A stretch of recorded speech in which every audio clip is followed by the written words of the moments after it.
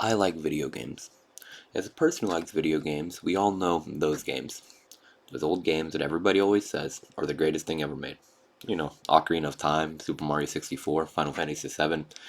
And then you play those games, and as someone under the age of 30 with modern expectations for these games, how do I put this?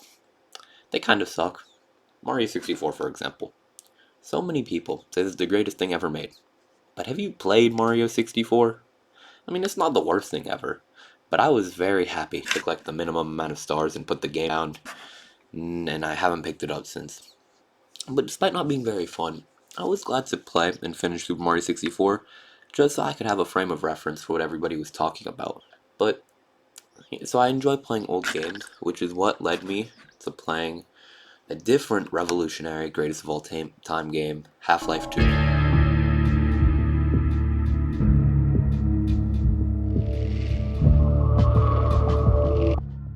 What does it feel like to play Valve's classic 18 years later? Spoiler alert, good. It feels pretty good. Honestly, I started playing this game so I could play Half-Life Alyx, but I ended up finding something I really enjoyed. Let's start from the beginning. Rise and shine. Not that I wish to imply you have been sleeping on the job. The game starts on a train. It's a pretty cool opening sequence, which is very reminiscent of the original game, if you've played it. You exit the locomotive and are in City 17.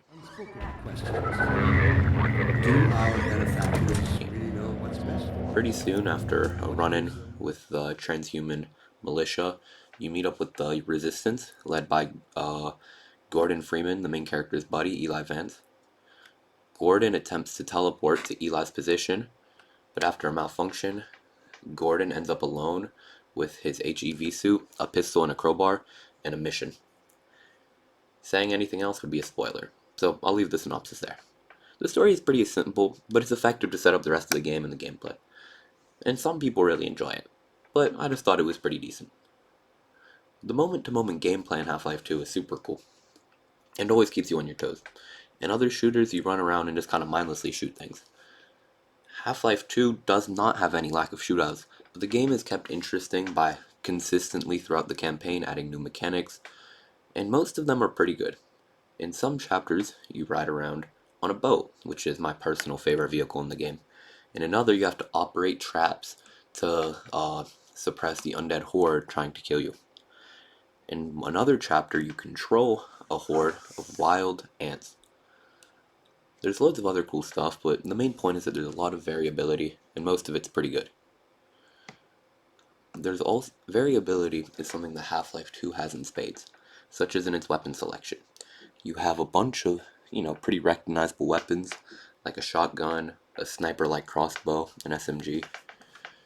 But you also have more creative and interesting guns like the gravity gun, which I'm sure you've all heard about at least once before. And yes, the gravity gun is super cool and completely changes how you play the game.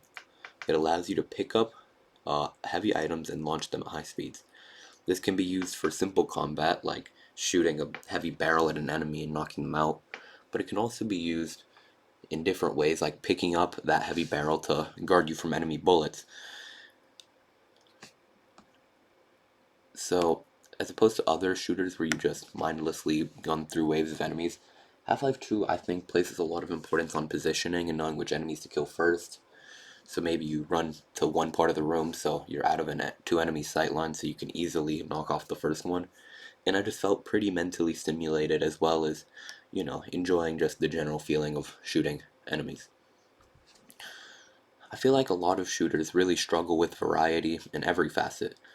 But again, within enemy variety, Half-Life 2 has no issues. There's loads of enemies from different variations of soldiers, and also many different variations of the alien species that is on Earth and within this franchise. The sound design of Half-Life 2 goes from really cool and atmospheric, like in Ravenholm, to just downright super annoying, like the gurgling noise that plays throughout this boat section. It honestly made me so irritated that I almost just dropped the game entirely.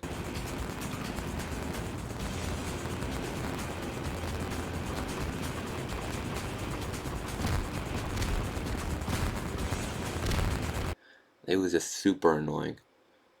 The music was, in my opinion, pretty consistently good, but I don't remember too much of it. But there are some standout moments, like picking up the HEV suit for the first time.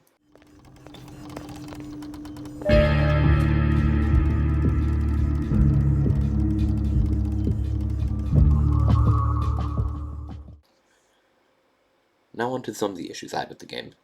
The first and most irritating thing for me personally was getting lost, which really broke down the pacing of the game. And whether or not this is my fault, I guess you, the viewer, can decide, but I often just kind of felt like the game's ability to tell me where to go was a little bit lacking. So I could spend minutes running in a circle just to realize I should have made a turn in one spot, and I would kind of feel like I wasted some time. There were also a handful of bugs, like this guy who just fell into the floor. But I didn't even realize he had fallen into the floor because, again, I've never played this game before. So when there's a bug that seems like, oh, that was obviously a bug, I had no frame of reference for that being a bug. So yeah, I spent probably 10 minutes trying to open this door, just realized that the guy who fell through the floor was supposed to open it for me. And at another point, doors that were just supposed to open after killing a certain amount of enemies didn't, and that cost me about an hour and a half or two of gameplay, because I had to load a really old save file.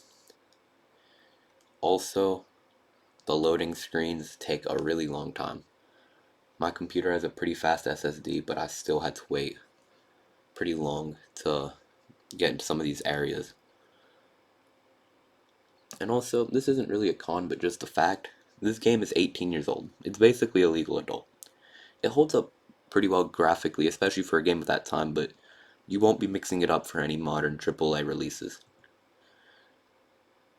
And I feel like with this type of game that's old, but was revolutionary, you won't have the same experience as somebody playing it for the first time in 2004. But I think at the same time, this game is really good. So in conclusion, Half-Life 2 is just a really good game. Despite the massive amount of time since the game's original release, it still holds up as a super solid shooter campaign. For me, as a modern gamer, it doesn't have the same magnificence it may have for some people who played it originally. But in Half-Life 2, I found a pretty good game that always had something new to show to me, and knowing when it was released is really very impressive. If I scored it based on how it was to play in 2023, I'd give it a 7 out of 10.